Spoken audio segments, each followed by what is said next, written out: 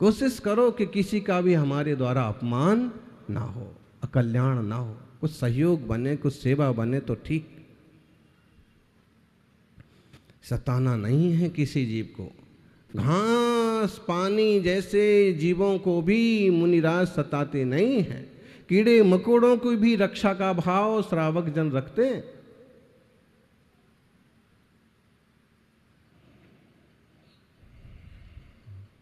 व्रती की क्या कीमत होती है। आचार्य महाराज के जीवन का एक प्रसंग याद आया। जबलपुर के पास बाकल गांव भी है, बहोरी बंद के पास। तो संभवतः वहीं की घटना है कि एक बड़े बुजुर्ग व्यक्ति ने आग्रह किया कि महाराज जी मुझे क्षुल्लक दीक्षा दो। आचार्य महाराज ने कहा कि भैया आप क्षुल्लक दीक्षा आप निभा पाओगे आप?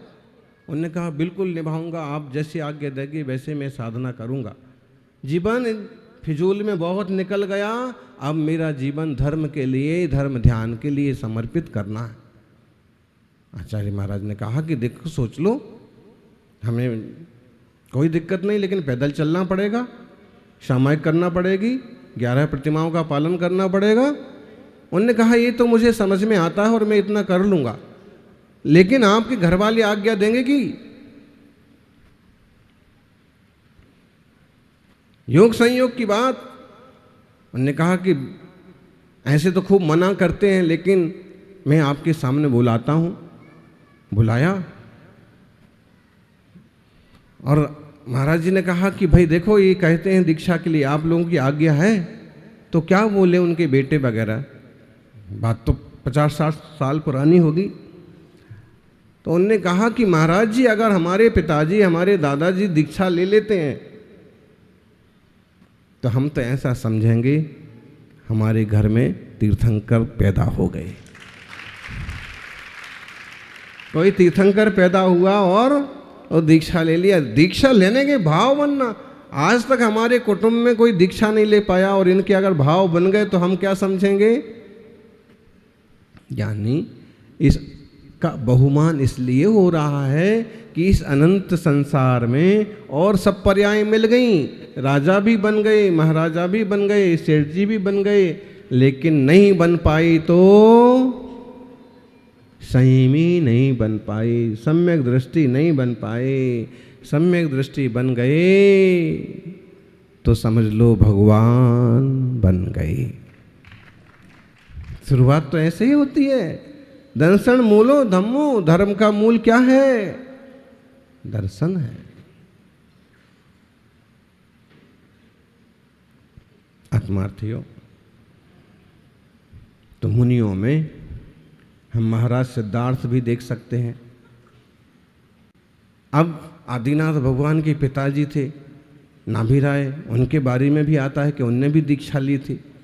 लेकिन आप नाभि राय नहीं देख सकते, क्योंकि नाभि राय महाराज की लंबाई थी 550 धनुष। अब इतने लंबे कोई मुनि महाराज है नहीं, लेकिन फिर भी किसी की अडिग साधना है तो हम कह सकते हैं कि देखो मुनि महाराज आदिनाथ भगवान की तरह ध्यान में बैठे। मुनि में आप सन्मति सागर जी के दर्शन कर लो, एक मुनि राज में आप शांति सागर जी के दर्शन कर लो, एक मुनि राज में आप आदि सागर जी के दर्शन कर लो, विद्यासागर जी के दर्शन कर लो। जिनके करना चाहो एक मुनि महाराज में उनके दर्शन कर सकते हैं। कैसे कर सकते हैं? जो लोग ऐसे कहते हैं ना कि इस युग में मुनिराज होते ही नहीं हैं, कहाँ होते हैं। अरे भाई, जिनवाणी कहती है होते हैं। इस कलयुग में कठोरतम साधना करने वाले साधकों के दर्शन हो रहे हैं। अच्छा, तब भी तुम्हारा मन नहीं मानता है तो ये तो कल्पना कर लो कि चौथे काल में जो मुनिराज होते होंगे वो ऐसे ही होते होंगे। ऐसे ही तो होते होंगे। जब निर्ग्रंथ हैं, वीतरागी हैं, सर्वसंग त्यागी हैं, तो ऐसे ही तो होंगे। 28 मूल गुण की आराधना। जब व्यवहार में आते हैं, बाहर में आते हैं, तो 28 मूल गुणों की साधना करते हैं, और जब भीतर में जाते हैं तो निज चिदानंद ज्ञान घन आत्मा से एक में एक होकर के अपने में ही गोता लगाते हैं।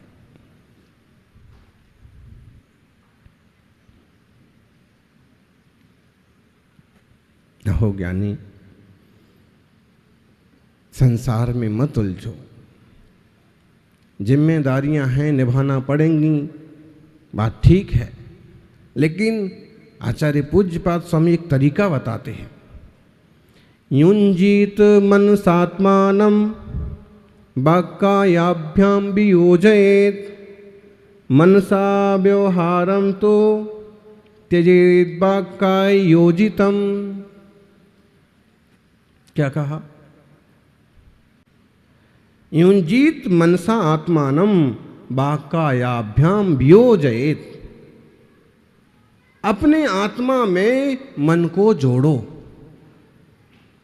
किस में जोड़ो? मन के साथ अपने आत्मा को जोड़ो। देखो, मन और आत्मा समझो तो दो चीजें हैं, और समझो तो एक ही चीज है।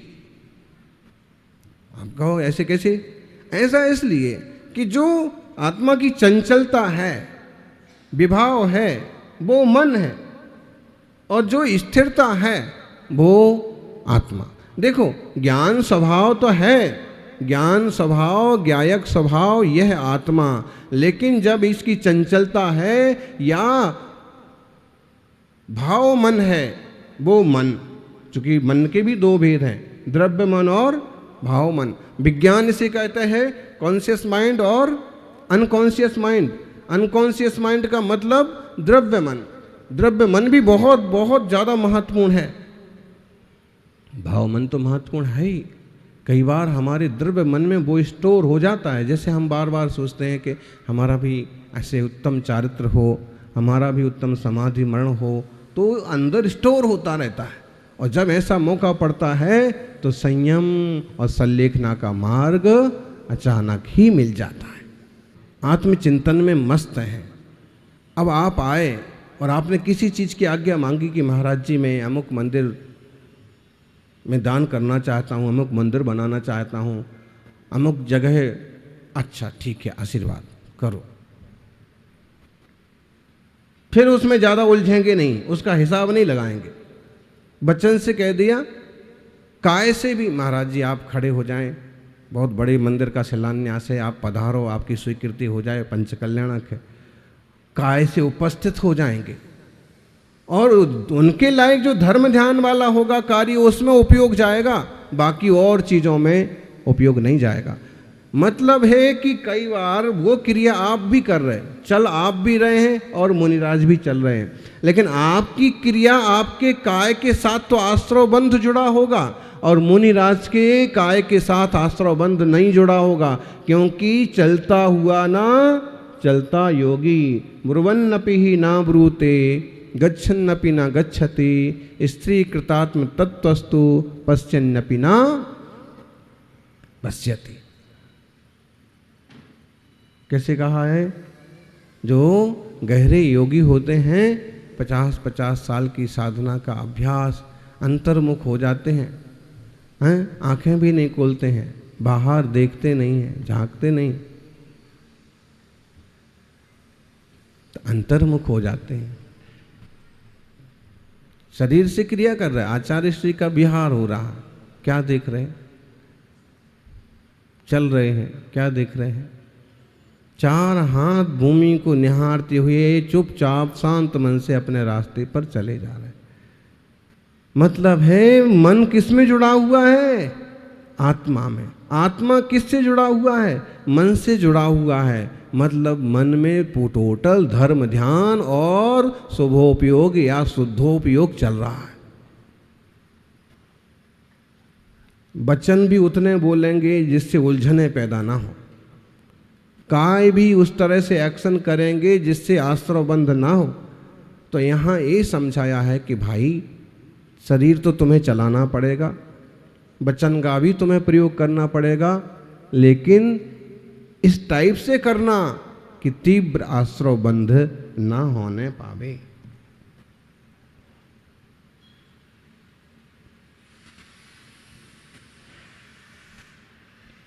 जीवन में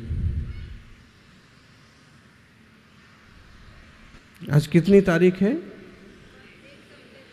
1 सितंबर। और तरुण सागर जी का समाधि दिवस भी आज है। तरुण सागर जी आधी जिंदगी ही जिन धर्म की सेवा, आत्मा की साधना कर पाए, आज के दिन उनका भी देवलोक हुआ। आप देखिए जितने लोग भी आते हैं सब जाते हैं, लेकिन कोई तो पुण्य, शुभोपयोग और साधना के बल पर दुनिया में चमक जाते हैं और दुनिया को भी एक रास्ता दिखाते हैं। और कोई लोग ऐसे होते हैं कि सारी जिंदगी भी धूल मिट्टी करके चले जाते हैं। हम सभी अपने इस एक जीवन का सदुपयोग करें।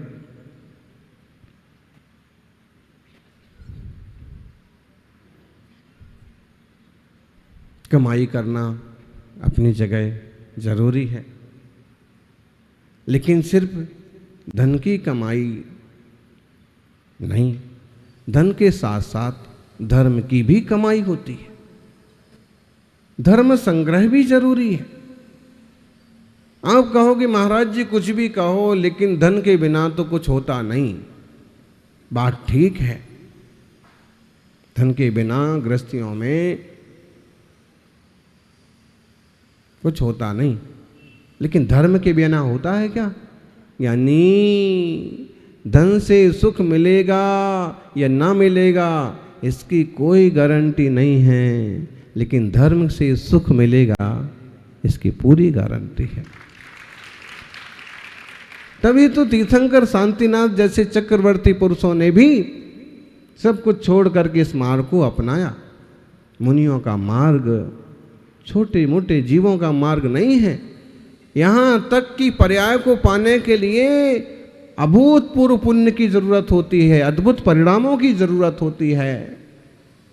अनंत जीव राशि में से मनुष्य हैं 7 अरब जितने, बहुत थोड़े। उन 7 अरब मनुष्यों में श्रावक कितने हैं? अशोक जी, जैन समाज की गणना कितनी है? जैन समाज में श्रावक कितने हैं? बोलो जी। अध्यक्ष जी, उंगलियों पर गिनने लायक है। आप 45 बोलो, 50 बोलो, 1 करोड़ बोलो, दक्षिण भारत में हम जिन्हें नहीं पहचानते उन सबों को जोड़ लो, 2 करोड़ बोल लो, लेकिन इतने कम हैं। पूरे विश्व में इतने थोड़े से लोग हैं जो पूरी तरह से 5 अणुव्रतों के मार्ग पर चलने की भावना रखते हैं और उसका सपोर्ट करते हैं। और उसमें भी दिगंबर मुनि होना है। 100 लीटर दूध में घी कितना निकलता है? बोलो गांधी जी। 30 लीटर आपकी गाय का, 30 लीटर दूध में 1 लीटर घी निकलता है। अशोक जी आपकी गाय का?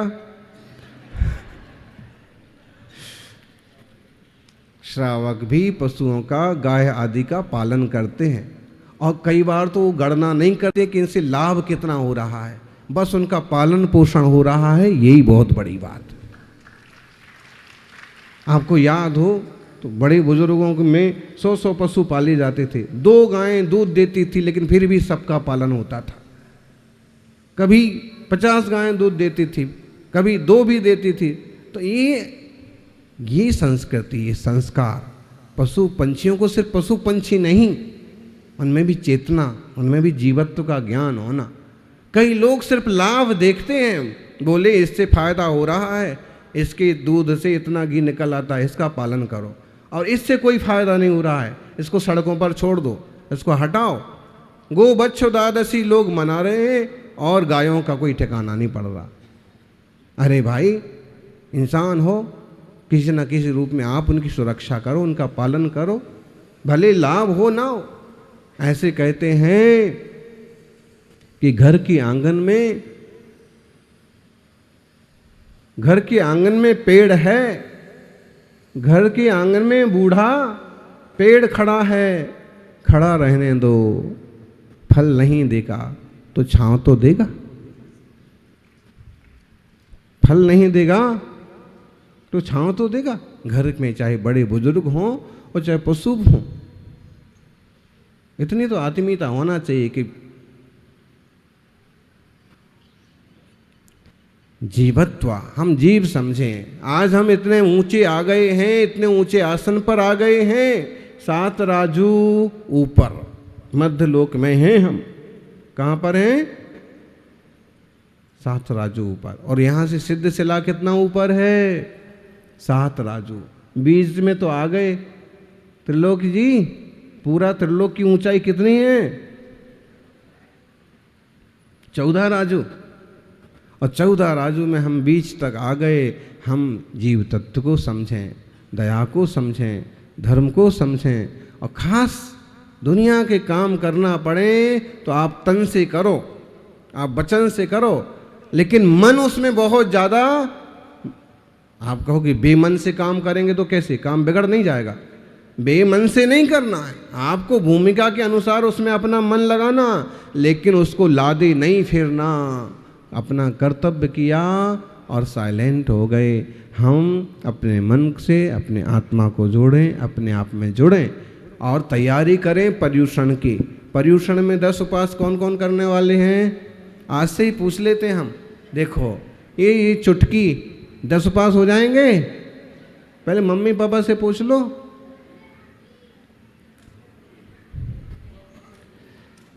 दस उपास कौन कौन करने वाले हैं? कोई नहीं करने वाले। 1 2 हाथ उठे चलो।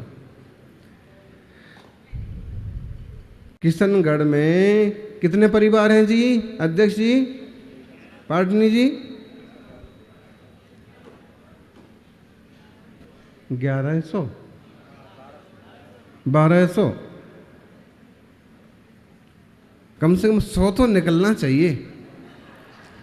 अरे तपस्या का, वैभव का भी कभी आनंद लो। खाने पीने का तो आपने खूब ले लिया। बोले पंच कल्याणक में सुबह गाजरिया, शाम को गाजरिया, रात को गजक। अब भोजन का तो खूब आनंद लिया। अब थोड़ा इन दिनों में तपस्या का आनंद की तैयारी करो। उपास बन जाए तो बहुत बढ़िया, उपास ना बने तो एक आसन करना, कम ज़्यादा जितने बनने उतना करना। लेकिन और एक आसन करके ही सही, लेकिन हर चीज़ का फिर लाभ लो। पूजा का, भक्ति का। दुकान के लिए आप 2-3 घंटे निश्चित कर दो, बाकी ज़्यादा समय देवशास्त्र गुरु के चरणों में बिताएं। आपका भी भेद विज्ञान में जीवन हो। तीर्थंकरों की तरह हमारा आत्मा भी परमात्मा स्वरूप को उपलब्ध हो, यही मंगल भावना। जय बोलिए अहिंसामयी सनातन जैन धर्म की।